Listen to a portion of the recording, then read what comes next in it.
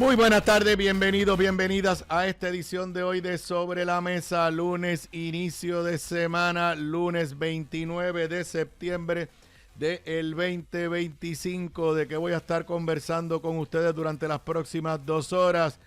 Y Bad Bunny lo vuelve a hacer, ahora será el show del medio tiempo del Super Bowl.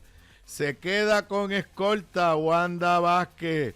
Jueza federal parece inclinarse en contra de Trump en el caso de los despidos de los miembros de la Junta de Control Fiscal. La Junta se alía con Luma en la demanda contra el gobierno en la Corte Federal. El negociado de energía le gana una a Genera en el tribunal. Revés inicial para New Fortress en controversia con los pilotos de la Bahía de San Juan.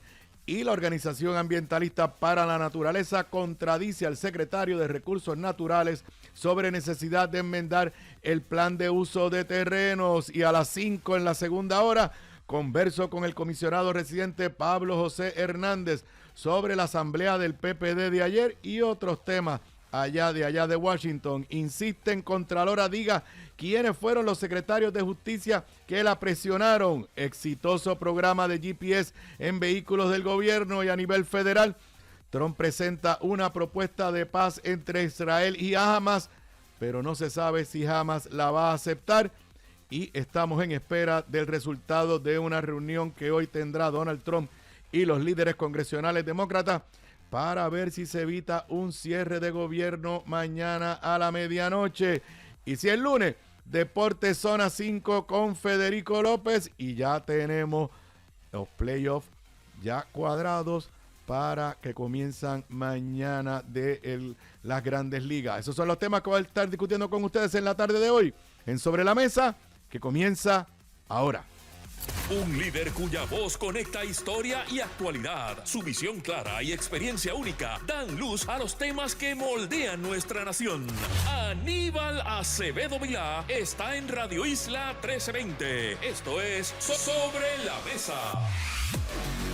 Nuevamente, muy buenas tardes para los que me estén escuchando, me estén viendo en vivo. Son las 4 en punto de la tarde, en vivo a través de toda la cadena de Radio Isla 1320. Desde aquí, desde el estudio ATH Móvil Powered by Evertech, en vivo en radioisla.tv, a través de la aplicación móvil de Radio Isla, el canal de YouTube de esta emisora, la página de Facebook de Radio Isla y la página de Facebook de este servidor. Antes de entrar a los temas que quiero discutir con ustedes, aquí un poquito de servicio público. Este próximo domingo es la presentación del libro Tortuguina tiene hambre. Autores, ¿quiénes son? Mi hijo Juan Carlos Acevedo y su esposa Yanli Márquez. Esto será el domingo 5 de octubre, el próximo domingo a las 11:30 de la mañana en la planta baja de San Patricio Plaza, frente a la Biblioteca Infantil Lee Conmigo. Vayan allá con sus peques, con sus chicos, y sé que la van a pasar súper. Para guardar su espacio, entre a las páginas de Lee Conmigo y ahí podrá registrarse para que vaya con sus pequeños a la presentación del libro. También, que estuvo con nosotros hace creo que ya 2 semanas, si mi memoria no me falla, 2 o 3 semanas, también se presenta la nueva novela del escritor puertorriqueño Cezanne Cardona. Esto también es una casa. Esa presentación será el 2 de octubre, en otras palabras, el jueves, el jueves, a las 6:30 de la tarde en la Fundación Puertorriqueña de las Humanidades, en la calle Norzagaray, el cuartel de Vallajá, allá en San Juan, Puerto Rico, en el viejo San Juan. Todos los autores han estado por aquí y, como siempre, me he comprometido a darle promoción a sus eventos. Vamos rapidito a los temas que quiero discutir con ustedes en la tarde de hoy. Bueno, anoche fue que esto explotó. Anoche nos enteramos que el NFL, que es la Liga Profesional de Fútbol Americano, anunció quién va a ser el artista invitado para su show de medio tiempo en el Super Bowl, que se ocurrirá el 8 de febrero en Santa Clara, California, y no es otro que Benito, Bad Bunny. Ahí tienen el post que puso NFL. Eso fue anoche, eran ya casi como a las 8 de la noche, no recuerdo, y empezó a correr como pólvora, como ustedes saben. Y si no lo saben, pues se están enterando. Este es en Estados Unidos el evento deportivo y musical que más audiencia tiene en todos los Estados Unidos. No tiene tanta audiencia a nivel mundial porque el fútbol americano apenas se juega fuera de los Estados Unidos, y ya tiene una tradición de muchísimos años. El Super Bowl es pues el juego final, campeón de la liga, pero tiene una tradición de hace muchos años, yo no sé cuándo esto empezó, que el halftime, el medio tiempo, es un espectáculo artístico de breves minutos, es corto, pero siempre han llevado a super estrellas. Bad Bunny había estado en el 2020, pero como invitado, con una participación breve como invitado de Shakira y de Jennifer López. Ahora es el espectáculo principal. Así que nuestro Bad Bunny continúa haciendo historia. Para orgullo de la inmensa mayoría de los puertorriqueños y para sufrimiento de Tomás Rivera Chatz y otros. En el espectáculo más americano que pueda haber, el Super Bowl, la figura central artística va a ser Bad Bunny. No solamente acá, no sé si alguno de ellos ha puesto algún tweet quejándose, pero sí, los seguidores del presidente Trump, los seguidores de MAGA, muchos de ellos ya están protestando. ¿Por qué? Porque Bad Bunny ha dicho claramente que está en contra de las políticas migratorias de Donald Trump y los atropellos de ICE. Porque Bad Bunny ha criticado a Donald Trump y el trato que le dio a Puerto Rico después del paso de María. Pero también lo están criticando porque Bad Bunny canta en español.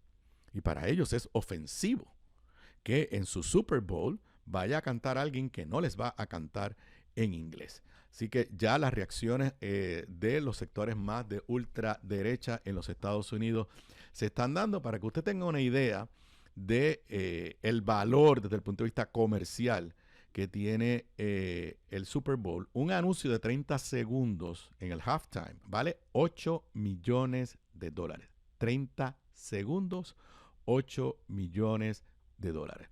Y no tenemos la más mínima duda. Yo no tengo la más mínima duda. Y ustedes no deben tener la más mínima duda que Bad Bunny va a aprovechar los 15, 20 minutos que dure su espectáculo para enaltecer la identidad y la cultura puertorriqueña. De eso yo no tengo la más mínima duda. El efecto Bad Bunny es mundial. No vamos a hablar de ahora, no hay que hablar de la residencia aquí en Puerto Rico, el tour a través de toda Latinoamérica y toda Europa y llega hasta Asia, que va a tener partiendo, creo que ya a partir de noviembre, me parece que empieza en República Dominicana, y ahora una proyección en el espectáculo deportivo artístico de mayor audiencia en los Estados Unidos. Para orgullo de quién, de nosotros los puertorriqueños. Bueno, y en otro tema que rompió hoy a media tarde, el superintendente de la policía de Puerto Rico, Joseph González, acaba de anunciar, bueno, no acaba de anunciar, fue a eso de las 10 y cerca de las 11 de la mañana, que no le van a quitar la escolta a la exgobernadora Wanda Vázquez, a pesar de que ella se declaró culpable de un delito menos grave en el Tribunal Federal. La razón que da es una legalística. Alega que hay una decisión del Tribunal Supremo de Puerto Rico que declaró que las escoltas eran un derecho adquirido de los exgobernadores, y entiende Joseph González, a base de las opiniones legales internas en su departamento, en la policía, que solamente se le podría quitar la escolta si hubiese legislación que de alguna forma dijera que si usted es convicto por algún delito grave o menos grave, pierde su derecho a la escolta. Yo quiero aquí bien brevemente hacer un poco de historia. Yo, como gobernador, a mitad de mi término, no recuerdo en qué año fue, y en anticipo a los problemas fiscales que ya Puerto Rico estaba teniendo, de falta de problemas fiscales, tomé la dura decisión en aquel momento de administrativamente ordenar que se le retirara las escoltas a todos los exgobernadores. Lo hice de forma paulatina, que no fuera de un día para otro. Y había un periodo, yo creo que eran como de 4, 5, 6 meses. 2 exgobernadores, el exgobernador Carlos Romero Barceló y el exgobernador Rafael Hernández Colón, ambos que en paz descansen, me demandaron al tribunal. Y en una decisión que para mí no tiene pie ni cabeza, sí, el Tribunal Supremo de Puerto Rico resolvió que era un derecho adquirido y que por ende no se le podía quitar las escoltas. El mismo Tribunal Supremo que le dijo a los empleados públicos que Luis Fortuño votó bajo la Ley 7 que ellos no tenían un derecho adquirido. Ese mismo tribunal, una vez tenía una mayoría de jueces nombrada por Luis Fortuño, decidió que los exgobernadores Carlos Romero Barceló y Rafael Hernández Colón tenían un derecho adquirido a tener escolta. 2 puntos. Número 1, esto es un privilegio. Y los privilegios se deben interpretar de la forma más restrictiva posible. A mí me costó, en el plano personal, no lo voy a negar, un tiempo Rafael y yo estuvimos distanciados por esa decisión. Luego reanudamos nuestra relación de amistad y de colaboración política, de lo cual hablo mucho en mi nuevo libro en Primera Fila, cosas que hice con Rafael hasta ya tiempos recientes antes de su partida. Pero esto es un privilegio. Y cualquier decisión del Tribunal Supremo de Puerto Rico se debe interpretar de la forma más restrictiva posible. Mi interpretación es que quienes tenían derecho adquirido eran Rafael Hernández Colón y Carlos Romero Barceló y se acabó el evento. Segundo, ninguna asamblea legislativa, ninguna controlada bajo los 2 partidos, se ha atrevido a legislar sobre este tema. Sila Calderón renunció a su escolta. Este servidor, como ustedes saben, no he tenido escolta. O sea, no tengo escolta, ni he tenido escolta. No, los demás exgobernadores entiendo que la tienen. Pero número 1, me parece que si lo que tenía que haber hecho Joseph González era hacer la interpretación más restrictiva posible y que Wanda Vázquez lo llevara al tribunal.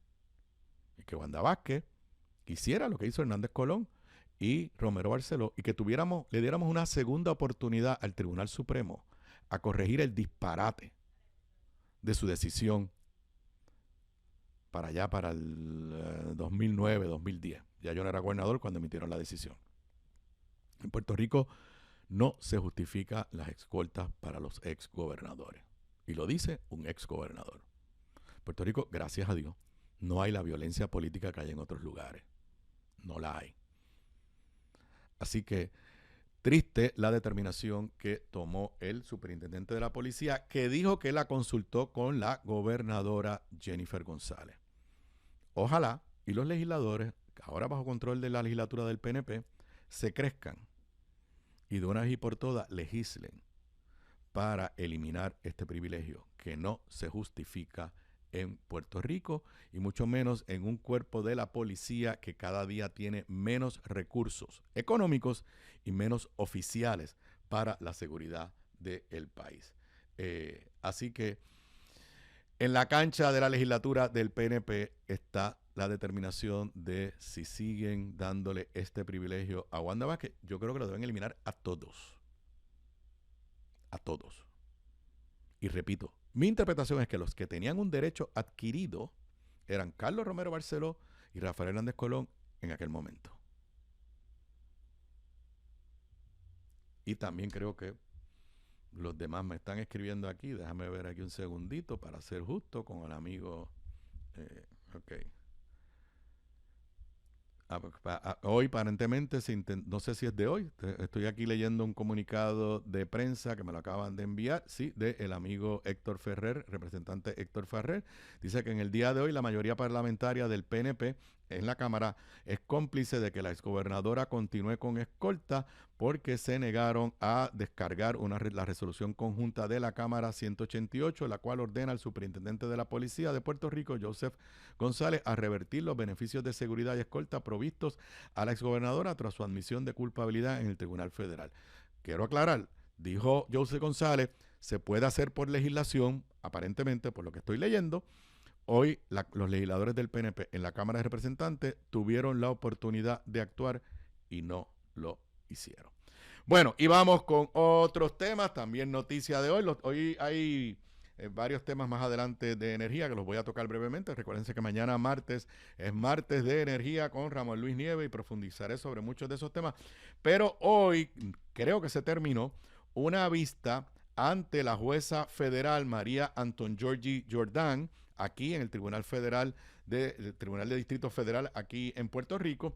Es la demanda que presentan los 3 de los votados, usar la palabra más pública, 3 de los votados por el presidente Trump, quienes alegan que el presidente Trump actuó de forma ilegal, porque para ellos ser despedido tiene que haber justa causa y no se le dio justa causa. Bien breve, hoy no era el juicio en los méritos, hoy simplemente se iba a ver si la jueza emitía una orden temporera para que regresaran a sus puestos los 3 demandantes. De los 6 que votaron, solamente 3 demandaron, y eso dejaba que el pleito estuviera más adelante, pues se profundizara en el pleito. Estoy aquí buscando la nota donde la tenía. Ajá. Hay una nota, no sé si ha salido ya, pero hay una nota de Oscar Serrano, donde cuando usted la lee bien, Oscar Serrano, que es abogado aparte de periodista, interpreta que por lo menos las reacciones de la jueza Antongiorgi fueron en contra de Donald Trump y a favor de los demandantes. Ahí pueden ver el titular: abogado de Trump impugnado por engañar al tribunal, la pasa difícil en vista sobre junta. La jueza federal que atiende la demanda de 3 exmiembros de la Junta de Supervisión Fiscal se muestra escéptica de que el presidente cumpliera con la ley al hacer las destituciones. Quien representó a Trump era el licenciado Eric Hamilton, que en otro pleito, por eso es el titular de Oscar Serrano, en otro pleito, en otro tribunal, el tribunal básicamente determinó que se hiciera una evaluación de si él le había mentido al tribunal. Dice Oscar Serrano: durante una vista, la jueza reservó una cadena de preguntas puntiagudas al representante de Trump, Eric Hamilton, sobre la actuación del mandatario, y luego dijo que tendría una decisión en las próximas 48 horas. Así que está viéndolo como un proceso de interdicto provisional, lo que se ve el caso en los méritos. De los 6 que fueron votados, está demandando Arthur González, que era el presidente del ente al momento que lo destituyeron, Betty Rosa y Andrew Biggs. Les recuerdo que Andrew Biggs es republicano y fue nombrado a esa junta por recomendación de, en aquel momento, el líder republicano del Senado, Mitch McConnell. Dice Oscar Serrano que como la jueza Antongiorgi había sido una abogada en la práctica privada con mucha práctica legal en el tema laboral, hizo muchísimas preguntas sobre precisamente si había justa causa para despedirlo. Cito de la transcripción que hace Oscar Serrano de la vista de hoy. Me perturba hablándole al abogado de Trump, me perturba espérate, primero, para ubicarlo. Trump, el director de personal de la Casa Blanca, los vota con un email que simplemente decía: ustedes están votados. Luego, el lunes o martes, eso fue un viernes, lunes o martes, creo que fue martes, la Casa Blanca, a preguntas de la prensa, emite un comunicado de prensa y dice que es que la Junta gastaba mucho chavo, que ellos se tardaron, no habían resuelto la quiebra de energía eléctrica y que en Puerto Rico había corrupción. Pero eso fue un comunicado de prensa que le dieron. En la carta, que fue un email, no dan ninguna razón. El viernes, la Casa Blanca le envía a los despedidos un nuevo email con unas nuevas justificaciones, pero también son justificaciones generalizadas. No es usted hizo tal cosa, sino básicamente que después de tantos años, pues todavía sigue la quiebra y Puerto Rico no echa para adelante, bla, bla, bla. Rápidamente, los abogados de los 3 demandantes le dijeron al tribunal, a la jueza Antongiorgi: mire, esto es un truco. Como es una admisión de que no tenían causa y están tratando ahora de arreglar el pleito. Y yo coincido. Entonces, es en ese contexto que la jueza le dice al abogado de Donald Trump, me perturba su respuesta. Debo entender que su argumento es que, como el presidente mandó a última hora una carta de página y media con alegadas razones de despido, eso va a curar el defecto original de que los demandantes no se les dio ninguna razón para la destitución. Sí, contestó el abogado de Trump. Otro intercambio fue, ¿no es la carta del viernes un reconocimiento de que necesitaba darles razones para destituirlo? Contestación del abogado, no creo que la carta reconoce eso, pero reconoce que había preguntas sobre las razones. ¿El presidente está por encima de la ley? No. Así que debo pensar que el presidente tiene que cumplir con la ley. Sí, contestó el abogado. Y si promesa requería causa, ¿por qué no se dieron causas al momento de la terminación a los individuos, no a la prensa? Y entonces dice el abogado de Trump, la causa no estaba explícitamente consignada en el correo electrónico, pero las razones se aclararon poco después y están claras ahora después de las cartas de la semana pasada. A los abogados de los demandantes le hizo una pregunta que es un argumento que levantó el gobierno. ¿Por qué si es un daño irreparable ustedes se tardaron 6 semanas? Y le tengo que admitir que contestaron un poco lo que yo les dije a ustedes la semana pasada. Bueno, porque estaban buscando abogados. Y conseguir abogados que demanden a Donald Trump en este mundo, en estos Estados Unidos de ahora, es riesgoso. Porque Donald Trump te pone la cruz y te persigue. Y se lo dijeron a sí mismo. Dijeron que se tuvieron que dar un tiempo, lo que encontraban abogados que no estuvieran en conflicto de interés. Y yo le digo, añado lo que le acabo de decir, y que se atrevieran a demandar a Donald Trump. Así que mi apreciación de lo que leo de esta nota de Oscar Serrano es que es muy posible que entre martes y miércoles tengamos la noticia de que la jueza Anton Georgi ordena que se restituyan a estos 3 demandantes a ser miembros de la Junta de Control Fiscal. Eso no quiere decir que al final van a prevalecer. Donald Trump va a ir a Boston y probablemente va a ir hasta el Tribunal Supremo. Pero aquí hay un argumento legal, lo discutí con ustedes cuando todo esto comenzó a salir, que a mí me parece por lo menos interesante. Y es que en el caso de Aurelius, el caso que el Tribunal Supremo resolvió sobre los nombramientos de los miembros de la Junta de Control Fiscal, el Tribunal Supremo determinó que la Junta no es un ente federal, que es un ente del territorio de Puerto Rico. Y el argumento es, si es un ente del territorio de Puerto Rico, Donald Trump no tiene poderes absolutos sobre los nominados o los nombrados a esos puestos. Antes de la vista, y para mí, cuando lo vi temprano en la mañana, era un indicador de por dónde iba la mente de la jueza Anton Georgi. Justin Peterson, el que fue miembro de la Junta de Control Fiscal, nombrado por Donald Trump cuando Donald Trump fue presidente la vez anterior, y que aplaudió el despido de los 6 miembros, y quien todo el mundo lo identifica como una fuerza influyente en la Casa Blanca en este tema, defensor de los bonistas a ultranza, radicó un escrito de amigo de la Corte en este pleito, defendiendo la postura de Donald Trump, y la jueza Anton Georgi le negó que pudiera participar como amigo de la Corte, lo que a mi entender fue una señal temprano en la mañana de para dónde estaba soplando el viento. Así que sabremos, repito, en las próximas 2 o 3 días. Bueno, 1 o 2 días, ya dijo 48 horas, pero todo tiende a indicar que la jueza se va a atrever y va a tomar una determinación de que el presidente actuó sin poder en ley al despedirlos con un simple correo electrónico sin dar ninguna justificación. Obviamente, ¿qué pasaría después? Yo creo que van a regresar a sentarse en la Junta. Serían 4 miembros con Nixon y habrá que ver con cuánta rapidez acude el gobierno de Donald Trump ante el Tribunal de Apelaciones en Boston y con cuánta rapidez el Tribunal de Apelaciones de Boston actúa. Repito, esto no es en los méritos todavía. Entonces, simplemente en lo que yo decido, en los méritos, ustedes me han convencido que tienen mayores posibilidades de prevalecer, que están sufriendo un daño, pues yo ordeno que se les restituya y luego vemos la demanda en los méritos. Son las 4:22. Regreso con más sobre el tema energético luego de la pausa. La clave para la buena cocina, además de los ingredientes y recetas, está en la calidad de los productos en los que cocinas. Por eso te recomiendo mi línea Giovanna Heike Cookware Collection, con acabado en cerámica, mangos ergonómicos y 4 milímetros de espesor para mejor conducción de calor. Lo distribuye North Caribe Imports y su marca Caribí, donde además encuentras utensilios de cocina y limpieza para tu hogar. Ahora cuida tu jardín con Caribí Garden. Caribí, calidad, experiencia y el mejor precio. Pídelos en tu supermercado más cercano. Simplifica tu vida con Caribí. Distribuye North Caribe Imports, la empresa puertorriqueña con más de 50 años sirviéndote a ti.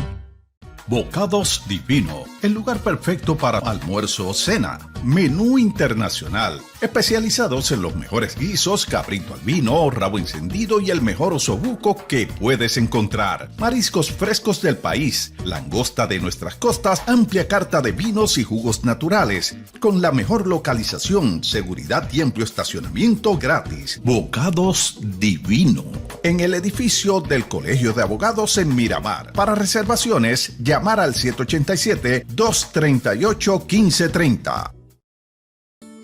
Gramas lindas, gramas, plantas, palmas y todo para tu jardín. En Dorado, 796-1386. 796-1386. Gramas lindas, excelente calidad y servicio insuperable. 796-1386.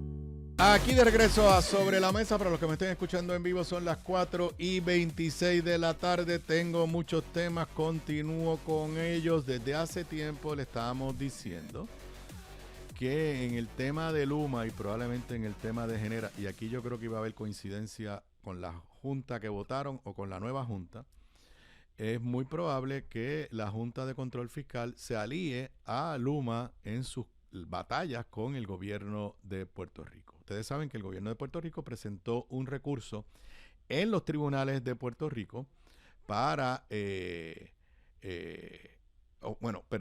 gobierno de Puerto Rico le inició un proceso a Luma para iniciar el proceso de descalificación. Y empezó el proceso y Luma fue al Tribunal Federal alegando que debía ser el Tribunal Federal el que adjudicara una controversia procesal. En este momento estamos ante una controversia procesal, no es en los méritos. La controversia es si las 6 razones que el gobierno apunta como que son fallas que ha cometido Luma con su contrato, si eso se tiene que ver por un proceso de negociación tradicional que después puede ser rechazado por una de las partes e ir al tribunal, o si se va por un proceso de un experto que es confidencial y lo que resuelva el experto, ahí se acabó. El gobierno de Puerto Rico, en el pleito a nivel federal, ha dicho que este pleito se tiene que ver en las Cortes de Puerto Rico, porque el contrato de Luma con el gobierno dice que son las Cortes de Puerto Rico las que lo tienen que ver. Luma insiste que como el contrato con el gobierno es parte del plan fiscal que ordena la ley promesa y de la reestructuración del sistema energético, pues que eso lo tiene que ver la jueza Taylor Swain. Y la jueza Taylor Swain ya había puesto un calendario y la Junta de Control Fiscal compareció y el periódico El Nuevo Día dice claramente: Junta Fiscal se alinea con reclamo de Luma. Y la realidad es que tienen unos lenguajes. Primero, hay un choque frontal entre el gobierno y la Junta en este tema. Dice la nota de Manuel Llama Capella en El Nuevo Día, pero citando al escrito de la Junta: ni los litigantes ni el acuerdo de operación y mantenimiento pueden arrebatar a la Corte del título 3 de la jurisdicción exclusiva otorgada por el Congreso. Dice que, y entonces los escritos entre los del gobierno y los de la Junta se contradicen. El gobierno está diciendo: Junta, es que tú validaste un contrato y en ese contrato dice que las disputas se ven en las Cortes de Puerto Rico, y la Junta le dice: sí, pero lo que pasa es que tú privatizaste los servicios y los servicios privatizados es parte del plan fiscal y cualquier cosa que tenga que ver con el plan fiscal se tiene que adjudicar en la Corte del Tribunal de Promesa, que es la Corte de la jueza Taylor Swain. Ahora, interesantemente, uno de los argumentos que da la Junta ante la jueza Swain en este escrito es que en este momento no hay nadie para operar el sistema si se fuera Luma. Leo de la nota de Manuel Guillama Capella.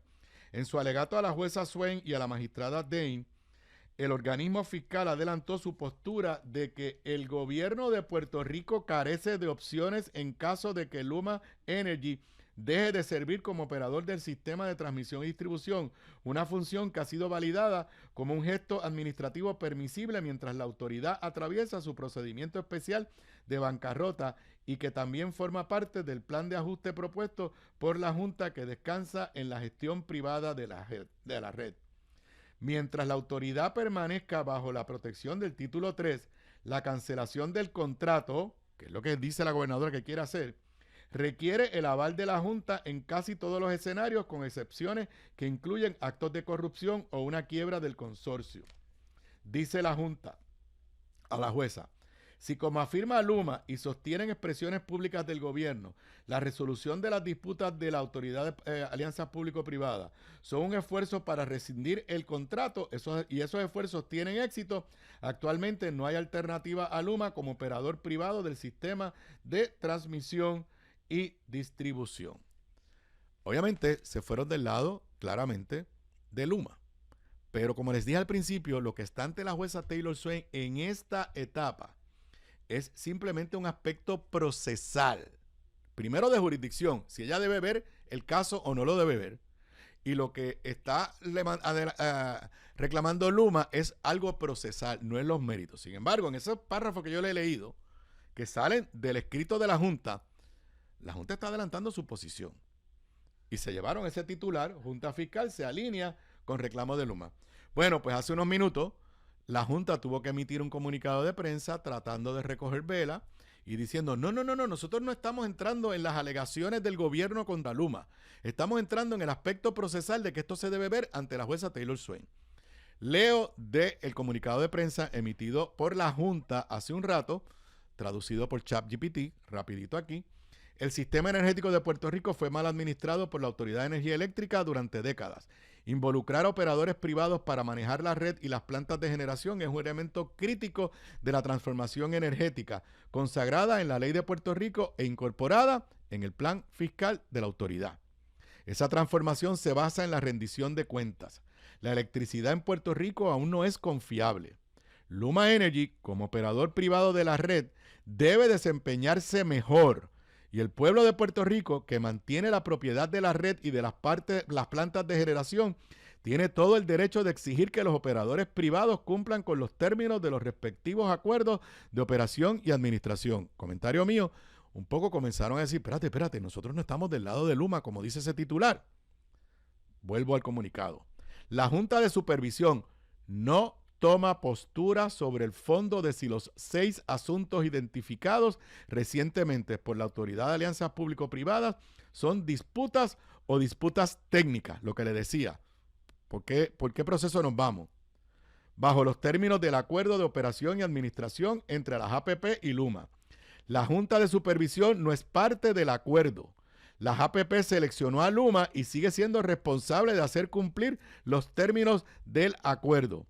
La Junta revisó y aprobó el acuerdo bajo su política de revisión de contratos conforme a promesa para asegurar que el proceso de adquisición promoviera la competencia en el mercado y que los términos fueran consistentes con el plan fiscal de la autoridad, independientemente del operador seleccionado. Le traduzco yo: no me echen la culpa a mí por escoger Luma. A Luma la escogió el gobierno de Puerto Rico. Yo, Junta, lo único que hice fue ver que el proceso que llevaron a cabo fuera un proceso justo. Estoy traduciéndole no al español, a un idioma que ustedes entiendan. La Junta está tratando de generar distancia de que ellos no fueron los que escogieron a Luma. Ahora, vuelvo al comunicado de hace un rato. El resultado del litigio sobre estos 6 asuntos, sin embargo, está inextricablemente vinculado con la reestructuración de la deuda bajo el título 3 de promesa, que, al igual que los operadores privados, es un elemento crítico de la transformación energética. El plan de ajuste propuesto por la autoridad requiere para su implementación que la red y las plantas de generación sean operadas por operadores privados. Dada la relevancia del acuerdo para el caso del título 3, la Junta de Supervisión respalda la posición de que el Tribunal de Distrito de los Estados Unidos para el Distrito de Puerto Rico tiene jurisdicción sobre la materia en este procedimiento y es el foro apropiado para decidir este asunto. Me voy a la pausa, pero varias cosas. ¿Qué dice este comunicado? Yo no escogí a Luma, lo escogió el gobierno del PNP. Yo no estoy adjudicando los méritos sobre las 6 alegaciones que hace el gobierno contra Luma y si son disputas generales o disputas técnicas. 3, y esta es la más importante. Sea quien sea, tiene que ser un privado. Esto está diciendo la Junta. Y la última, estamos de acuerdo con Luma en que esta es una controversia que la tiene que adjudicar la jueza Taylor Swain y no los tribunales de Puerto Rico. Conociendo la deferencia que ha tenido la jueza Taylor Swain desde que todo esto comenzó a las posiciones de la Junta de Control Fiscal, creo que la comparecencia de la Junta puede pesar mucho sobre el ánimo de la jueza Taylor Swain y puede ser que esta controversia no se dilucide en los tribunales de Puerto Rico, se dilucide en el Tribunal Federal que preside la jueza Taylor Swain. Regreso con más luego de la pausa. Y de regreso a Sobre la Mesa, para los que me estén escuchando, me estén viendo en vivo, son las 4:41. Les recuerdo, lo dije al principio de la edición de hoy, que a eso de las 5 de la tarde, en la próxima segmento, voy a estar conversando por la vía telefónica, él desde Washington, con el comisionado residente Pablo José Hernández, mayormente sobre la asamblea de reglamento del Partido Popular de ayer, pero también le voy a preguntar sobre el ambiente que hay en este momento en la capital federal ante el posible o quizás inminente cierre del gobierno federal mañana a las 12 de la noche si no hay un acuerdo entre los líderes congresionales y el presidente, que se supone que se reúnan esta tarde. Estuve cotejando y creo que la reunión todavía no ha comenzado. Bueno, Puerto Rico le tomó muchos años lograr la aprobación de un plan de uso de terreno. Y un plan de uso de terreno básicamente es un documento, obviamente, aprobado por el gobierno, que delimita, describe, autoriza, como usted lo quiera llamar, los diferentes usos en los terrenos de todo Puerto Rico. Y es como vamos a establecer las reglas de juego, de anticipo. Espérate,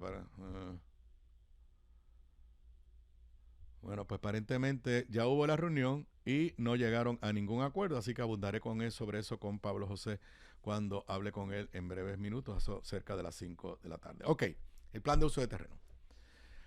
Tú no puedes estar, o sea, y eso ocurre en todos los países organizados, o sea, los países modernos o que quieren tener una convivencia social, económica, organizada. Pues usted decide, en estos terrenos no se puede construir nada porque tiene un alto valor ecológico o el valor que usted le quiera dar porque lo quiero convertir en una reserva natural. Aquí este sector puede ser para construcciones industriales, aquí esta área es para usos agrícolas, esta área es para usos urbanos. Y Puerto Rico por muchos años no tuvo un plan de uso de terreno, lo que complicó precisamente el desarrollo, provocaba demanda, una cosa difícil de describir. Finalmente, bajo el gobierno de Alejandro García Padilla, se aprobó un plan de uso de terreno y hasta los otros días yo entendía que estaba funcionando más o menos bien. Aquí la queja que siempre ha habido es lo de los permisos, que es una cosa diferente. Porque aunque el plan de uso de terreno diga que ahí usted puede construir un hotel, pues de todas formas tiene que pasar por un proceso de permiso. Y hay todas unas delimitaciones. Y eso sí, la queja de los permisos, además que muchas veces los permisos no es tanto, hay problemas para construir, pero simplemente también es el permiso de uso, el permiso de todas esas cosas. Esa queja siempre se ha mantenido. Pero yo no había escuchado a nadie decir que el problema de Puerto Rico era el plan de uso de terreno. Puerto Rico también tiene un problema de vivienda, pero también he escuchado que el problema de vivienda en gran medida es porque los altos costos de construcción, además la especulación, además el mercado de las viviendas de alto costo, las viviendas para millonarios y multimillonarios, es el más que se mueve. Sí, hay un problema de vivienda, de acceso a la vivienda en Puerto Rico. Hay un problema de estructuras de vivienda abandonadas, de los famosos estorbos públicos. Así que hay muchos problemas. Ninguno de esos yo había escuchado que estaba atado a el plan de uso de terreno. Hasta que hace unos días el presidente de la Cámara, como dicen allá en el norte, out of the blue, primero trajo el tema de que él quiere revocar la declaración por ley, proyecto de Johnny Méndez, de como reserva natural el corredor ecológico del noreste. De ese tema ya yo hablé aquí. Parece una barbaridad de parte de Johnny Méndez. Obviamente que lo que se quiere hacer allí, un desarrollo turístico de alto costo, no para resolver el problema de vivienda de la clase media. Y luego de eso, el secretario del Departamento de Recursos Naturales planteó que había que revisar el plan de uso de terreno y dijo que solamente en Puerto Rico el 1% de nuestro territorio se podía construir vivienda. La Organización para la Naturaleza, que es de las organizaciones más serias de conservación de nuestros recursos naturales en Puerto Rico, es la que antes se conocía como el Fideicomiso de Conservación, se expresó finalmente, bueno, no finalmente, porque esta controversia lleva pocos días, y el periódico Metro levanta su nota: para la naturaleza defiende el plan de uso de terreno tras expresiones del secretario del DRNA. La organización recalcó que no existe una escasez crítica de suelo para vivienda y advirtió sobre los riesgos de abrir paso a una construcción desparramada por todo el archipiélago. Y los datos más relevantes de lo que dice para la naturaleza, dice: el plan de uso de terrenos aprobado en el 2015 clasificó el 32.6% del territorio como áreas de valor ecológico, hídrico y de paisaje, y un 28% como de valor agrícola, mientras que solo el 14% fue designado como apto para el desarrollo urbano o urbanizable, no el 1% que dijo el secretario de Recursos Naturales.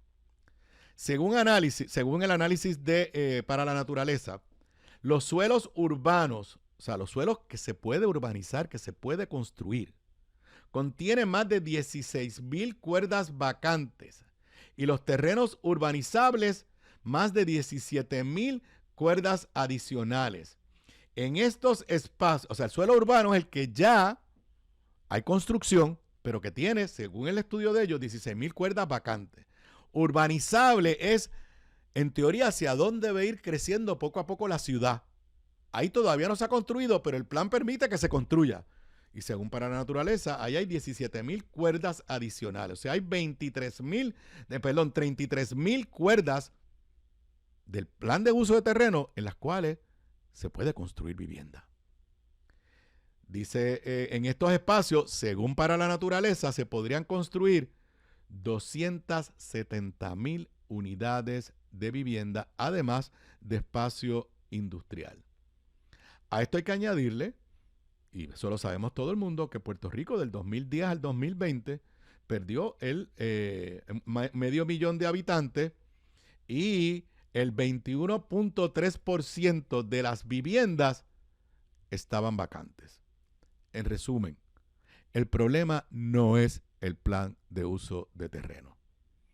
Los que están hablando del plan de uso de terreno, simple y sencillamente, es para especular o para desarrollar proyectos que no tienen nada que ver con la crisis de vivienda en Puerto Rico en terrenos de alto valor ecológico, como lo es el corredor ecológico del noreste, una de las áreas de mayor diversidad desde el punto de vista de flora y fauna, área de anidaje de tinglar y del carey, un área preciosa desde Luquillo hasta Fajardo, que costó muchos esfuerzos protegerla, de lo que yo me siento orgulloso cuando iniciamos una gestión bajo mi gobierno, que después eventualmente se hizo mediante ley, repito, ley cuyo uno de sus autores es Johnny Méndez, el que ahora está tratando de crear una crisis con el plan de uso de terreno. Bueno, y rapidito, antes de irme a la pausa, si me quedan unos minutos, tú me vas avisando. El tema de las expresiones que hizo la Contralora, Yasmín Valdivieso, que hizo, me parece que fue a Guapa Televisión, donde hizo referencia a que 2 exsecretarios de justicia, mientras ella era contralora, le insinuaron que no le trajera más referidos de alcaldes PNP, que tenía que traerle alcaldes populares. Me parece que sigue siendo un tema, es de los señalamientos más graves que yo jamás he escuchado. Hoy el periódico El Vocero recoge unas expresiones del exsecretario de Justicia, Antonio Zagardía, quien está pidiendo que la Contralora ponga esto bajo juramento. Inclusive está pidiendo que el Departamento de Justicia la cite. Y dice específicamente, primero él aclara, Antonio Zagardía, él fue el primer secretario de Luis Fortuño, que él no coincidió con la Contralora. En otras palabras, yo no puedo haber sido porque yo no era secretario cuando ella fue Contralora. Ahí, desde el punto de vista del PNP, estuvo el secretario Guillermo Somoza Colombani, luego estuvo Wanda Vázquez, ese nombre suena, estuvo Denis Quiñones Longo, estuvo Domingo Emanueli. Obviamente populares estuvieron Luis Sánchez Betance y César Miranda, pero nadie piensa que estos fueron secretarios de justicia nombrados por gobernadores del Partido Popular bajo el gobierno de Alejandro García Padilla. Para Zagardía, esto es una barbaridad y yo estoy de acuerdo con él. Yo creo que la Contralora tiene una obligación. Olvídese si eso fue, si se cometió un delito, si eso era un delito o no era un delito. Pero el país tiene que saber quiénes fueron los secretarios de justicia que presionaron, porque esa es la palabra, presionaron a la Contralora de Puerto Rico para que trajera acusaciones o señalamientos, porque ya lo que hace son informes con señalamientos a alcaldes populares. En otras palabras, si no tienes alcaldes populares, invéntatelo. Pero no me traigas un PNP si no me traes al lado un popular. Eso es persecución política. Venga de quien venga, es horrible. Pero que haya venido de un secretario o secretaria de justicia es una barbaridad. Y debemos conocer quién fue, hacerlo por lo menos públicamente responsable. Si no hay consecuencia de otro tipo, pues por lo menos en lo que es la percepción y la imagen de esas personas, que el país sepa lo que esas personas le dijeron a la Contralora de Puerto Rico. Yo creo que la Contralora tiene esa obligación ante el país.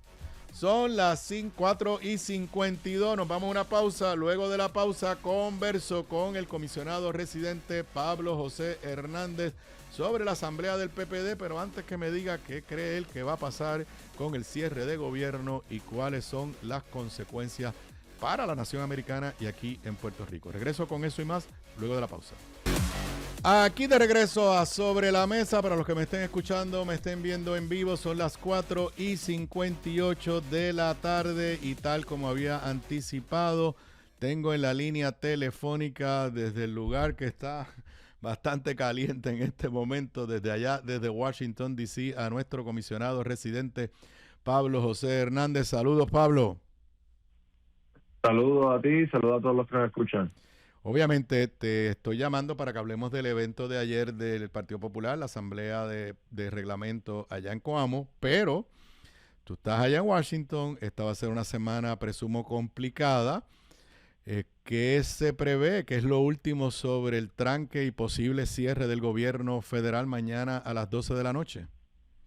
Lo último es que Trump accedió a reunirse con los líderes congresionales demócratas. Él necesita que por lo menos 7 senadores demócratas voten para cerrar el debate y dar paso a la medida. La condición que están poniendo es revertir eliminación de unos subsidios, extender unos subsidios de Obamacare y buscar revertir algunos de los recortes a Medicaid. Así que veremos qué transcurre en esta reunión. Nosotros tenemos una reunión del caucus demócrata hoy a las 6, donde supongo que recibiremos más información. Ok, ante el escenario que parece ser que es el más posible de que haya un cierre de gobierno, he leído notas de periódicos de básicamente New York Times y Washington Post, que este podría ser un cierre de gobierno diferente porque aparentemente Trump va a ser más agresivo que lo que han sido otros presidentes cuando se han enfrentado a estas circunstancias. ¿Qué se comenta allá? O sea, ¿qué podría suceder que fuese un cierre diferente al que se han vivido en los últimos 10, 15 años? Inclusive hubo cierres bajo el gobierno de Donald Trump. Pues tengo la misma curiosidad que tú. Supongo que recibiremos información sobre lo que puede y no puede hacer cuando nos reunamos en una hora. Por el momento lo que parece ser es una técnica de negociación de él, poner presión diciendo que si cierra el gobierno, él va a despedir empleados públicos, cosa que nada cambia en términos de cierres de gobierno anteriores y este. O sea que es algo que él estaría haciendo a su discreción. Bueno, vamos a lo que tengo que describir como la exitosa asamblea de reglamento, llevada a cabo por el partido ayer. Leí pues las reseñas de prensa, tú me enviaste tu mensaje escrito, sé que me lo advertiste, que no lo leíste palabra por palabra, pero entiendo que está la esencia. Y tú comienzas básicamente en tu mensaje reconociendo algo que me incluyo yo, y voy a hacer referencia a 2 veces que te he dicho cosas en privado y que, como dicen allá en el norte, you have proved me wrong. Recuerdo cuando en algún momento en el 2024, a principios del 2024, te dije en una actividad privada, me preocupa si la candidatura a la gobernación del Partido Popular colapsa, es casi imposible que tú ganes para comisionado, you proved me wrong, ganaste. Y dices ayer que algunas personas te dijeron que no aceptaras la presidencia del partido en este momento. Yo más o menos te dije eso privado, más o menos te dije que estaba preocupado y que tú entiendes que en este momento fue la decisión correcta y que tanto la institución como tu propia imagen está fortalecida, y en eso pues te tengo que decir que coincido contigo. Yo creo que has podido manejar las 2 posiciones de comisionado residente y presidente del Partido Popular de forma muy, muy correcta y que evidencia un camino que se está andando por la ruta positiva. Vamos primero al reglamento. ¿Por qué tú describes el nuevo reglamento como que representa cambio? Porque básicamente vira pasar para arriba la estructura que existía antes. Yo creo que quien mejor lo resumió fue el alcalde de Aguada, que dijo, fuimos de uno de 145 páginas a uno de 38. Fuimos de un partido que tenía como 20 y pico de organismos dispersos, muchos de ellos inoperantes, a uno mucho más sencillo, mucho más streamlined, organizado en 3 estructuras, cada uno con su jerarquía y con sus funciones, y porque es más democrático. Realmente ahora la Junta de Gobierno, la gente va a poder votar directamente por la gran mayoría de su composición. Algunos pues estarán allí en virtud de posiciones que ya ocupan, pero también van a ser electos en las elecciones o en elecciones más pequeñas. Y un principio importante para mí, ¿verdad?, es que la gente, los populares, va a poder votar y votar a la Junta, si así lo desea, cada 4 años, cosa que ahora mismo no podía hacer. ¿La Junta va a tener cuántos miembros? Creo que ahora mismo va a tener 23, pero eso puede fluctuar porque pues si tienes un gobernador popular y un comisionado residente popular, se añaden sillas, etcétera. De esos 21, 22, ¿cuántos son electos o serán electos cuando venga la nueva Junta por la Asamblea? Me imagino que es la Asamblea General la que lo va a elegir a los miembros de la Junta. Es otro cambio, Puede ser la Asamblea o puede ser una votación abierta. Okay. Claro, una votación abierta sería si se hace una votación abierta para presidente. Sí. Yo, ¿verdad? No vislumbro que tenga un retador para presidente el año que viene.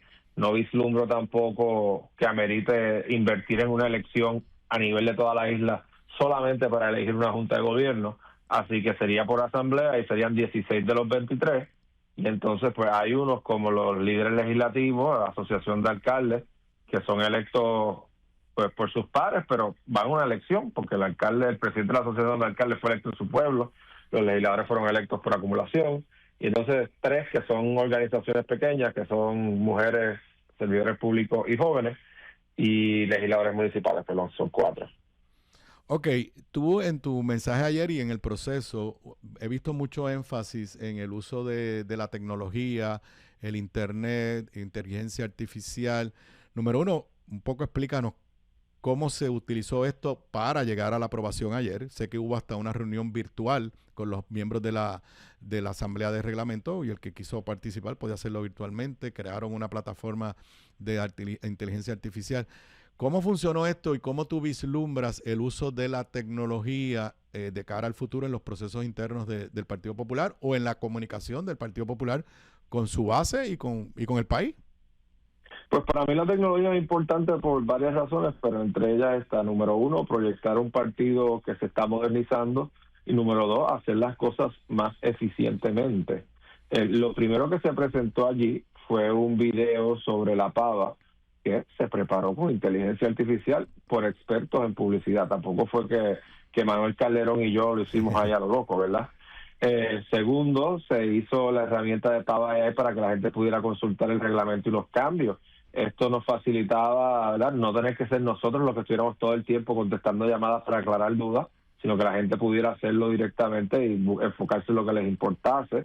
Creamos un mecanismo de preregistro para la asamblea y los que se preregistraron tenían un código QR y pudieron hacer check-in a las millas, no tuvieron que hacer filas largas para que buscaran su nombre en una lista de papel y firmaran y nada de eso. Y seguiremos con ese tipo de cambios porque creo que es parte de la necesidad de modernizar el partido y de proyectarle al país cómo seríamos si somos gobierno, que gran parte de la utilidad que tiene la tecnología en la política y en el gobierno es agilizar la prestación de servicios. Yo creo que todos estamos satisfechos, por ejemplo, con el sesgo digital y nos gustaría ver ese tipo de herramientas disponibles en otros aspectos. Obviamente tú has hecho mucho énfasis en la puntualidad y te tengo que aplaudir porque sé que cuando dices que las reuniones, ya sea de la Junta, la propia Asamblea, creo que dijeron a las 11 y comenzó a las 11:15. Yo creo que eso, para una gente pues que pensarán que eso no es importante, yo creo que eso da una señal de seriedad en términos de los trabajos, además de que el tiempo de cada uno de los delegados o miembros de esos organismos es valioso.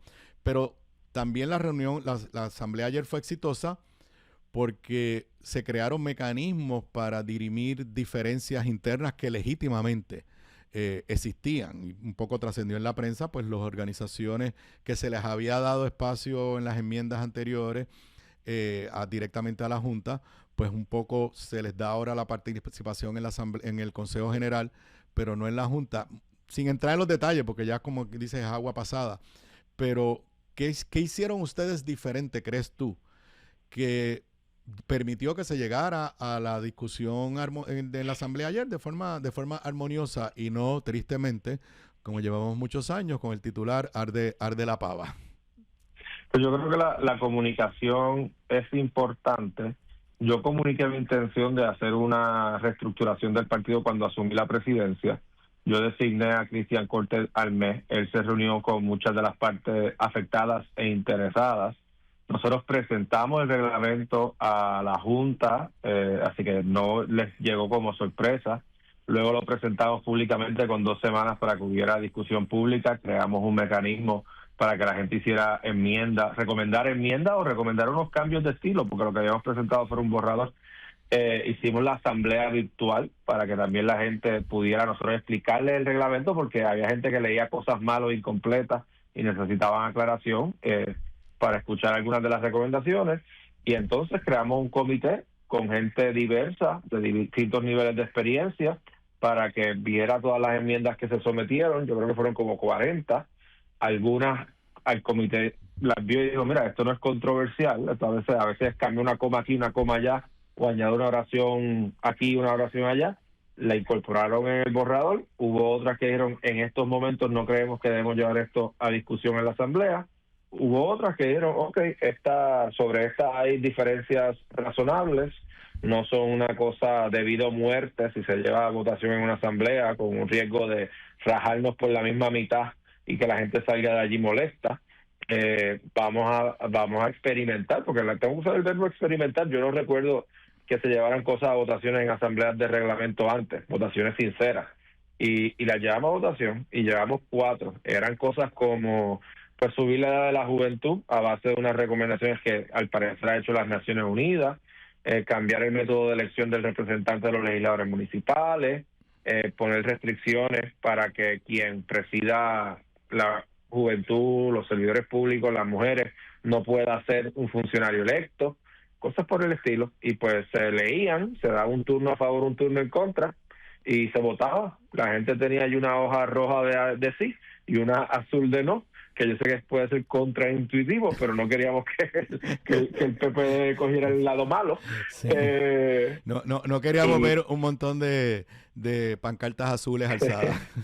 Correcto. Así que fue un buen proceso. Yo creo que a veces cuando se habla mucho de los temas de disciplina, etcétera, gran parte de los problemas surgen por mala comunicación o porque la gente no siente que los procesos fueron justos, y aquí pues se siguieron unos procesos para que todo fluyera bien. Yo aprendí de uno de mis maestros en el servicio público, Pepito Alonso, que en paz descanse, que los procesos son importantes y que la gente no puede establecer procesos para predeterminar resultados, sino no tienen que hacer procesos para que de verdad produzcan resultados. Ok, tú aparentemente yo cuando estaba activo en política era de la escuela de tu abuelo y de Sila Calderón, que mis encuestas no se las enseñaba a nadie. Y tú pues ayer diste unas pinceladas de presumo que es de una encuesta, pero dijiste claramente, no acostumbro a compartir datos de encuesta, y por lo menos en el texto dice, y les pido que no se acostumbren a que lo haga. ¿Por qué sentiste la necesidad, y ahorita vamos a las pinceladas, por qué sentiste la necesidad de dar esas pinceladas sobre una encuesta interna que presumo que es de tu comité de comisionado o del propio partido? Técnicamente cualquiera de las alternativas es correcto en la ley, pero es una encuesta privada, o sea, no tienes ninguna obligación de hacerla pública. Lo primero que voy a hacer es desmentir la premisa de que mi abuelo no las compartía con nadie. Él las llegó a filtrar a periodistas, porque yo he leído columnas de la época donde las analizan y luego voy y las busco y dice lo mismo que la columna. Así que él te habrá dicho eso a ti y a otros ayudantes para que no se sintieran mal, pero de que lo llegó a hacer, lo llegó a hacer. ¿Por qué lo hicimos en esta ocasión? Bueno, por las circunstancias en que se encuentra el partido. Fíjate que yo no compartí datos sobre mí, compartí datos sobre el partido.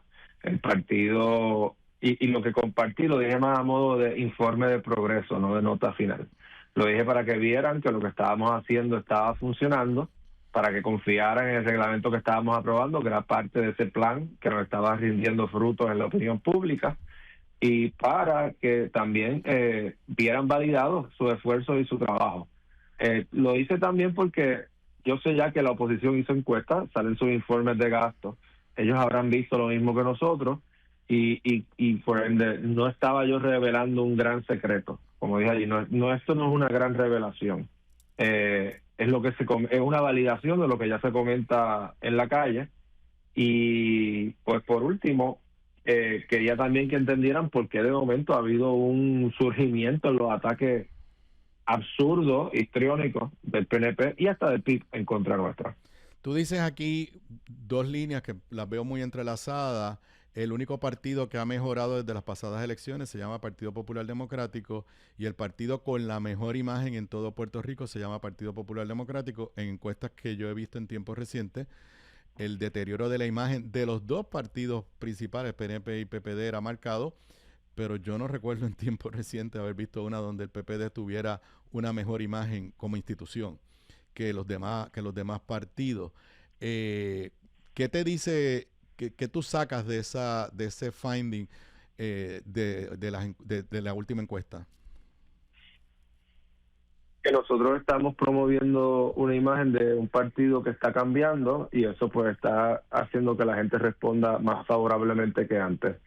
Como reseña El Nuevo Día en una de las citas que reproduce mía, yo reconozco el deterioro político del Partido Popular. He sido honesto que el Partido Popular en años recientes ha fallado ante la opinión del pueblo, sin entrar en los méritos, simplemente reconocer y validar los sentimientos de la gente, y que si entendemos por qué eso sucedió, pues podemos corregirlo y reposicionarnos. El PNP y el PPD, sí, históricamente en tiempos recientes han tenido una imagen negativa, pero siempre también el PIB, el MDC y Proyecto de Unidad ha tenido más imagen negativa. Estoy de acuerdo, porque pues, eso son más pequeños, o sea que súmate a los populares y los PNP con una imagen negativa de esos dos, pues van a tener una imagen más negativa, ¿verdad? Así que realmente lo que ha sucedido es que ya no es que el PNP y el PPD estén igual de mal. El PPD está mejor que el PNP. Y está mejor que los minoritarios también. Sin darme detalle de tus encuestas cuando eras candidato a comisionado residente, ¿cuán fuerte es ese movimiento hacia el lado favorable cuando tú comparas quizás tu última encuesta antes de las elecciones versus la que tienes ahora? Es bastante fuerte, sin decirte exactamente en dónde es que se da el movimiento, porque es que esto se mide como positivo, neutral, negativo. Sí. Te puedo decir el movimiento neto, ¿verdad? Es en los dobles dígitos. Wow, interesante. Ok, te voy a leer textualmente de un párrafo en el mensaje que me hiciste llegar anoche. Nos tienen miedo porque el autonomismo, representado por la suma de simpatizantes de Lela y la Libre Asociación, supera la estadidad y la independencia. Tengo dos preguntas. Para ti, la definición de autonomismo incluye las dos corrientes, simpatizantes de Lela y la Libre Asociación. Y en segundo lugar, ¿supera la estadidad y la independencia separadas ellas o que cuando los sumas somos más que la estadidad y la independencia sumada? Ok. Bueno, pues la primera es basada en que tú publicaste una encuesta similar en el 2020 que sumaba ELA y Libre Asociación.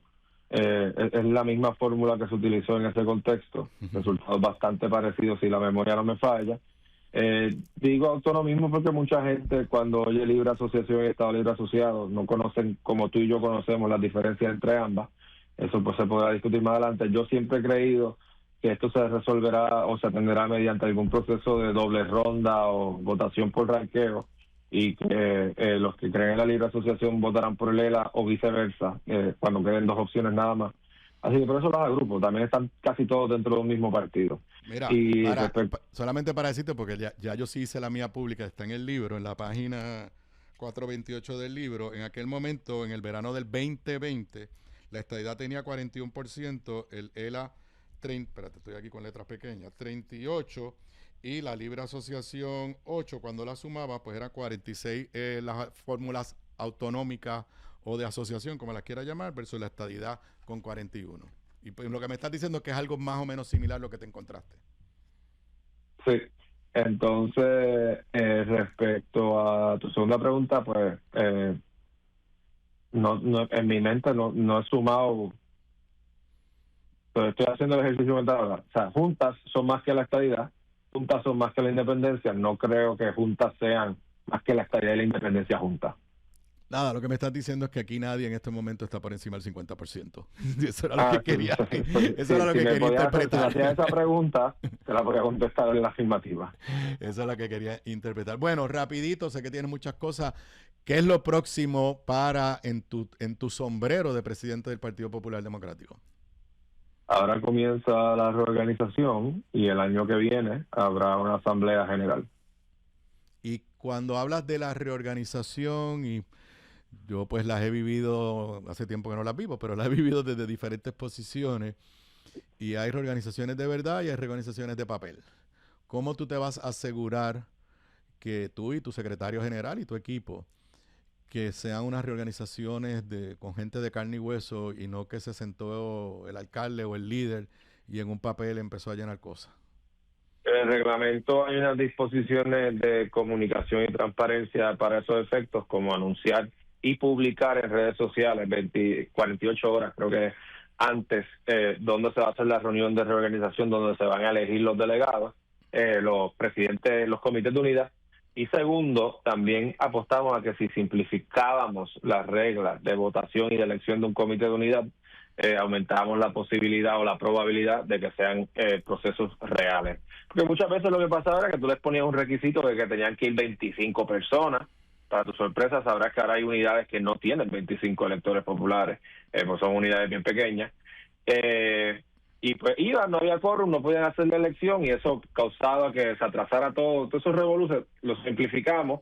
Creemos que al simplificarlo, pues tendremos más éxito. Bueno, pues nada, no te tomo más tiempo, y pues yo sé que eso no está en tus manos, que está en las manos de Trump, y básicamente está en las manos de Trump, si él simplemente está en disposición de negociar o no negociar con los demócratas. Como tú muy bien explicaste, hacen falta 7 votos en el Senado para que algo se pueda aprobar, pero tan pronto tengas información, no digo en mi programa, pero hay mucha ansiedad con estos anuncios de estas amenazas de Donald Trump, de qué de verdad va a suceder si no llegan a un acuerdo, pues a partir de las 12 de la noche de mañana a martes. Así que estaremos atentos a la información que nos puedas compartir. Mucho éxito. Gracias. Bueno, me quedan unos minutitos, me queda nada más que un minuto. Yo pues tengo que decir que sin haber visto esta encuesta, yo creo que lo he dicho aquí en algunos análisis que he hecho en algunos momentos en este programa. Yo creo que el único partido que hoy está mejor que el día de las elecciones es el Partido Popular Democrático. Creo que, yo no estoy diciendo que los demás hayan retrocedido, pero creo que el Partido Popular, bajo la dirección de Pablo, primero ha superado esa sensación, percepción o realidad de crisis permanente que se venía acumulando por muchos años. Y por ejemplo, este reglamento, yo creo que de ahora en adelante, sabrá Dios hasta cuánto, se le llamará comúnmente como el reglamento de Pablo José. Y eso, aunque parezca un logro personal, pues es un logro institucional, porque si tú lo que tú quieres es proyectar cambio y comienzas con el documento que es la base organizacional de la estructura y logras pues construirlo quizás a tu imagen y semejanza, porque no tengo la más mínima duda que lo que hay plasmado en ese reglamento es la imagen que quisiera Pablo José que tuviese de cara al futuro el Partido Popular Democrático. Así que la actividad de ayer, más de 1,000 personas en una asamblea de reglamento. Yo les puedo decir a ustedes que yo no recuerdo cuándo fue la última vez que hubo más de 1,000 personas en una asamblea de reglamento del Partido Popular Democrático. Es más, yo les podría decir que ninguna asamblea de programa de gobierno, que en teoría es más importante porque es donde se aprueba lo que va a ir se lo va a ofrecer al electorado. No recuerdo de una asamblea de programa de una participación tan concurrida, así que desde esa perspectiva lo que él dice que le reflejan las encuestas coincide con la percepción que tenemos muchos. Son las 5:22. Cuando regresemos luego de la pausa estaremos hablando de la encuesta, de la serie de Wild Card y otros temas de deportes con Federico López en Deportes Zona 5. Aquí analizamos cada deporte jugada tras jugada. Ahora se sienta a la mesa el comentarista deportivo Federico López. Aquí de regreso a Sobre la Mesa, son las 5:27 y lo tenemos de vuelta. El viernes se nos fue medio olímpico, estaba en asuntos olímpicos, pero hoy lo tenemos gracias a la magia de el videoconferencia. Federico en Deportes Zona 5. Saludos, buenas tardes, Fede. Saludos, Aníbal, saludos a todos. Un placer estar de vuelta contigo. ¿Cómo estuvo ese fin de semana? Pues tranquilo, haciendo unas cosas y pendiente al televisor en otras, pero todo bien, todo bien. Así estuvo un montón de personas. ¿Por qué no hacemos un recuento de lo que fue el fin de semana para el deporte boricua? Eso creo que debemos empezar y quizás entonces en el segundo segmento hablamos de la ansiedad que se empieza a generar a partir de mañana. Sin duda alguna, vamos a ver qué pasa. Pero mira, vamos a comenzar con lo que hizo Juanmita López, que se mantiene invicto después de su victoria en Kissimmee, Florida. Fue frente a Luis Morales por decisión unánime. Así que así empezó el fin de semana para el deporte boricua. Después... Perdona, yo a veces te hago preguntas que no estás preparado. ¿Esta es su pelea número qué? Ahora tiene récord de 4-0 con 2 knockouts. Ok, muy bien. Bueno, después la dupla de voleibol de playa, María González, Alanis Nava, nuevamente ganaron oro. Esto fue en el circuito continental de Norseca. Creo que lo hemos explicado antes, pero siempre hay que aclararlo. Norseca es nuestra región en cuanto al voleibol. Centroamérica, el Caribe y el norte. Eso es Norseca. Y nuevamente, por séptima vez, nuestra dupla ganó medalla y lo hizo ahora en la 9ª parada del Tour Continental de Voleibol de Playa. La semana pasada, ellas ya habían asegurado su espacio en lo que va a ser el Campeonato Mundial de voleibol de playa que se va a celebrar en los próximos meses en Australia. Así que muchas felicidades a María y a Lani, que nuevamente nos traen otra medalla en lo que es el voleibol de playa, y ya se está acercando los Juegos Centroamericanos y del Caribe, donde van a buscar defender la medalla que ganaron en San Salvador. Así que vamos a ver qué pasa con María y Alani durante los próximos meses. Muy bien, ¿qué más tenemos? Mira, vamos a resaltar, porque pasó durante el fin de semana también, lo que hizo José de León. Cuéntanos. José de León con tu Red Sox de Boston. Parece que en una entrevista le dijeron, mira, yo estaba en mi casa tranquilito y de repente me llamaron, me dieron esta oportunidad y yo tuve que aprovecharla. Así que increíble lo que hizo José de León en esa victoria 4-3 ante los Tigres de Detroit. Así que vamos a ver qué pasa ahora cuando tú dices que va a empezar la locura que va a ser esa serie. Que fue la que nos dio el pase. Mira, pero hablemos antes de la pausa del el baloncesto femenino, porque hubo juego el viernes, ¿verdad? Hubo juego de estrellas el viernes. No voy a decir cómo se llamaban los equipos porque pues no nos pagan. Pero eran como que con nombres de auspiciadores. Pero okay, vamos a decir que la novata de las pollitas de Isabela, Nina de León, se llevó el premio de jugador más valiosa del partido al anotar 28 puntos en el juego de estrellas, que fue en la catedral del baloncesto puertorriqueño en el Coliseo Roberto Clemente.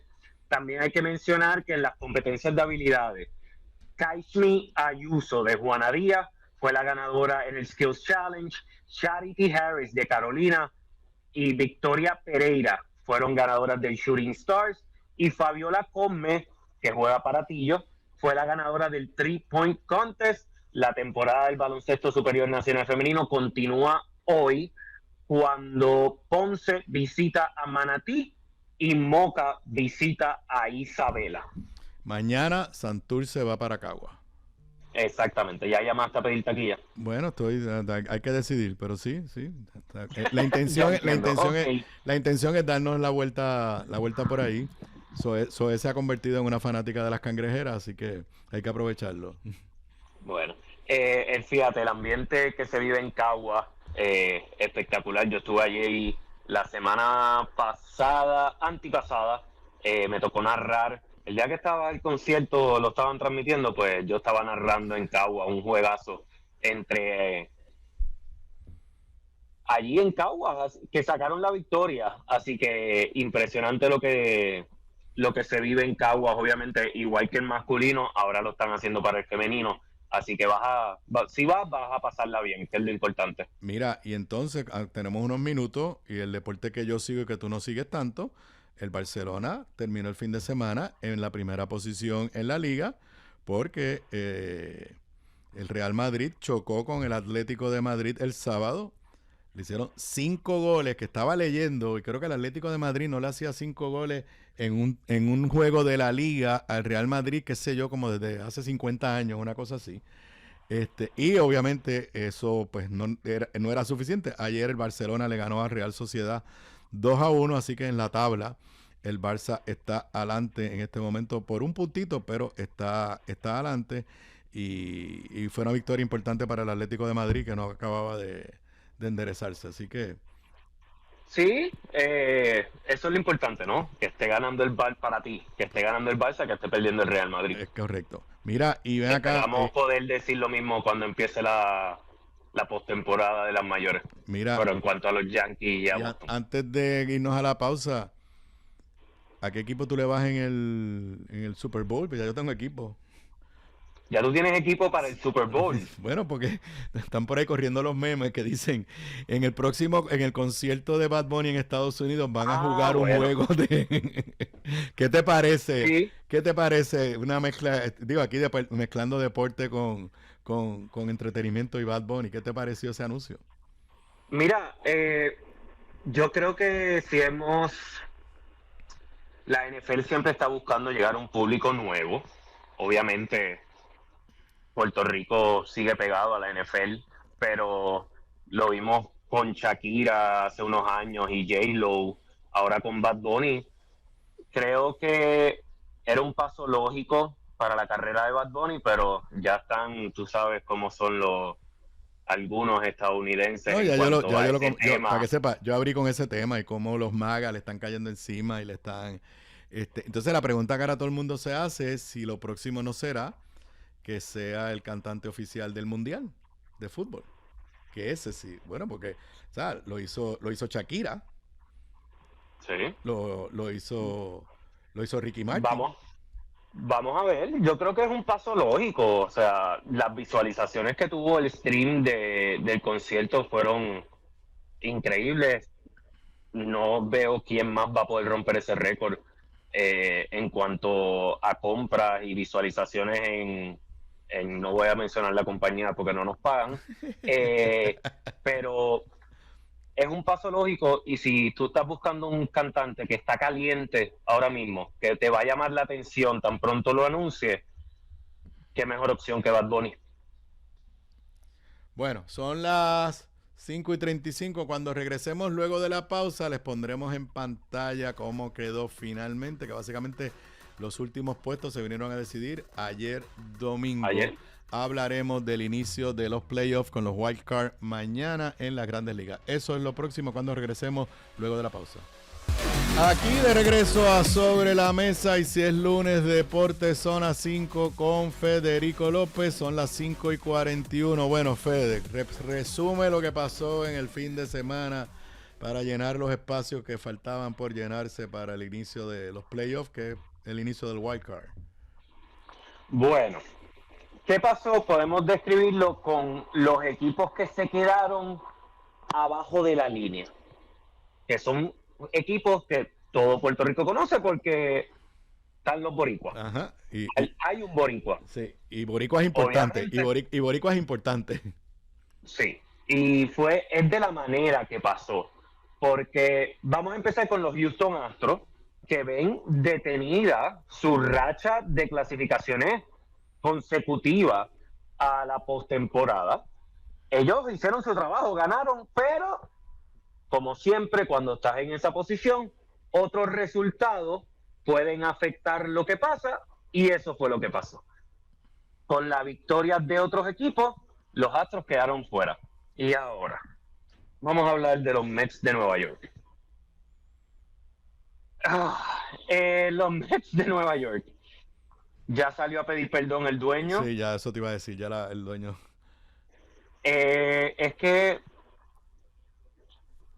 las expectativas entrando a la temporada, y tuvieron una gran inicio de temporada, lo podemos decir de esa manera. Ese es mi recuerdo. De repente, mi recuerdo es que arrancaron muy bien.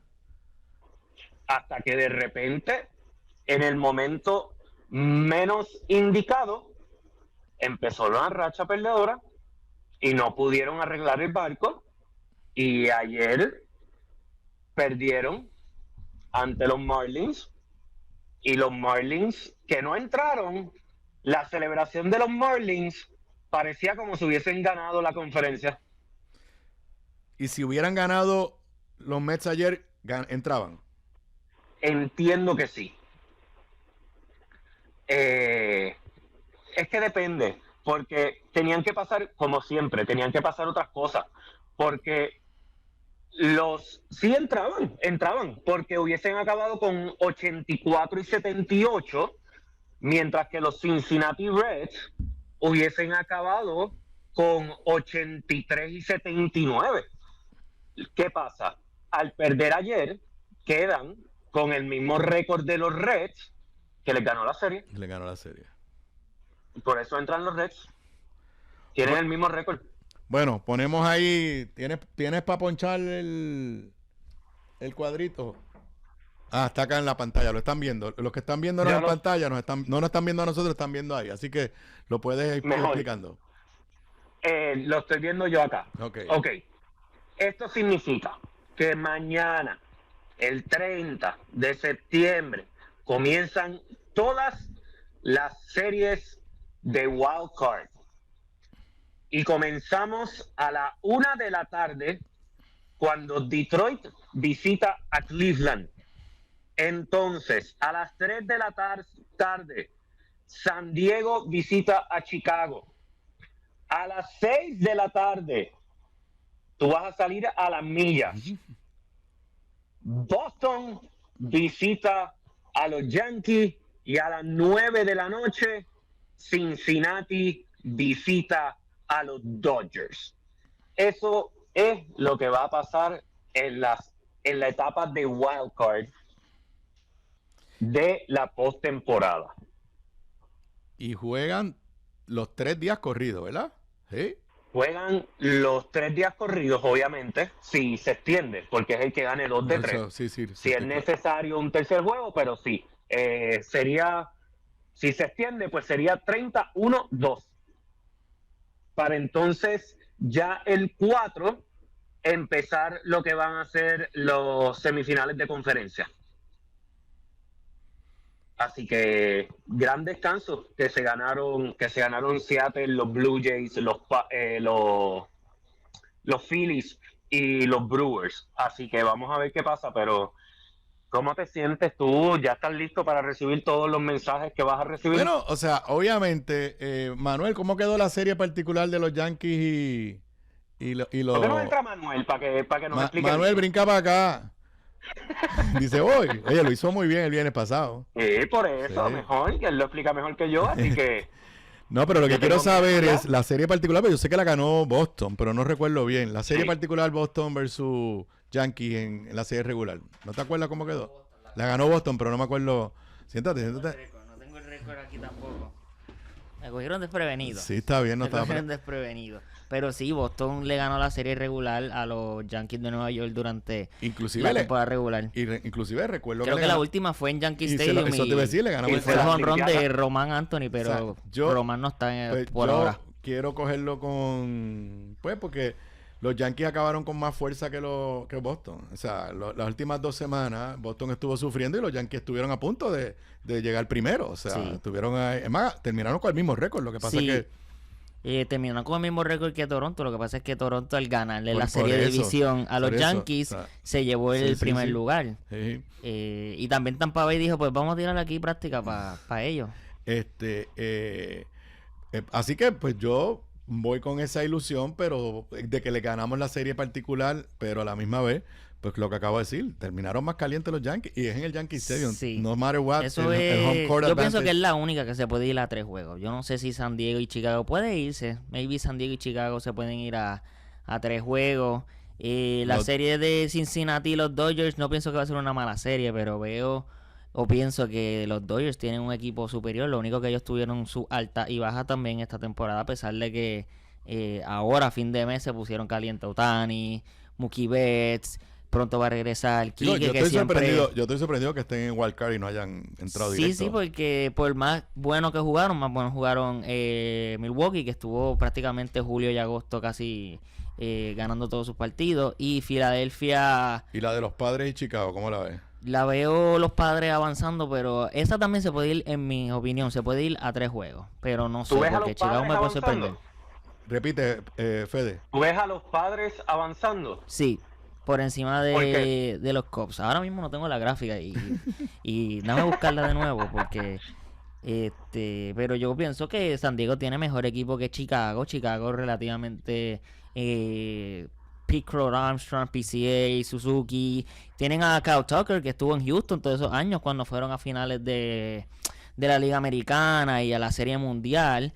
Pero pienso que ya este equipo de San Diego tiene a Fernando Tatís, a Manny Machado, que tienen varios años de experiencia en playoff en San Diego juntos. Pienso que la experiencia de ese equipo de San Diego puede darle la ventaja por encima de Chicago, igual que los Dodgers, que son los campeones actuales. Entonces, si el que gane de Boston y Nueva York va ¿contra quién? Contra Toronto. Es prácticamente un mini torneo de la división AL East. Como un mini torneito ahí. Mientras que Detroit y Cleveland, esa también se puede ir a 3 juegos debido a los cercanos que son. ¿Van contra quién? El que gane de Detroit Cleveland va con Seattle. Sí. Y entonces, yo creo que esa serie de los Dodgers y los Reds, para entonces enfrentar a los Phillies, va a dar mucho de qué hablar. Sí. Creo que ahí puede correr la cosa. Puede ponerse interesante. En mi opinión, lo que pasa es que yo pienso que los campeones actuales, Dodgers, están calientes en el momento correcto. Tienen a los pitchers ready, incluyendo a Roki Sasaki, que a pesar de que lo trajeron de Japón y fue el free agent importante, mira, vas para el bullpen y ha funcionado bullpen él bien a final de temporada. Tienen a Glasnow, tienen a Snell, que comparado que con el offseason pasado, que no tenían el picheo y pues, vamos a hablar claro, dependieron del bateo, pienso que ahora están ready por todos lados. Bueno, pues el viernes Fede, no puede faltar el viernes.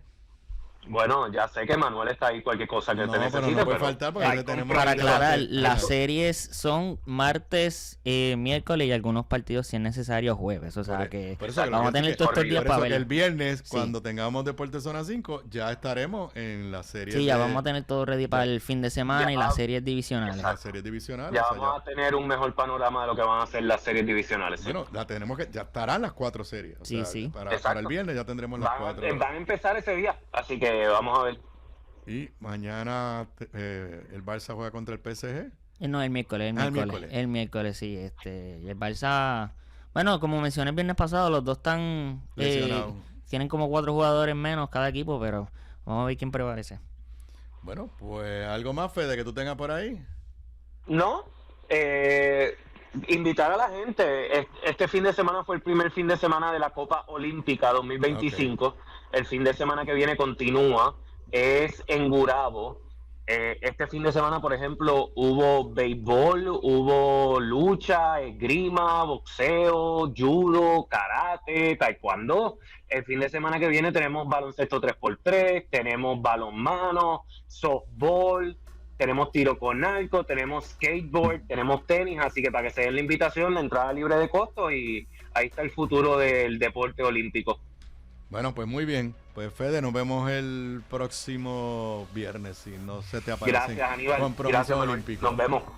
Bueno, y con eso yo me despido. Son las 5:52 de la tarde. Lo próximo aquí en Radio Isla 1320, Seguros y Finanzas con el periodista José Maldonado. Ustedes y yo nos volvemos a ver mañana martes. Muy buenas tardes para todos.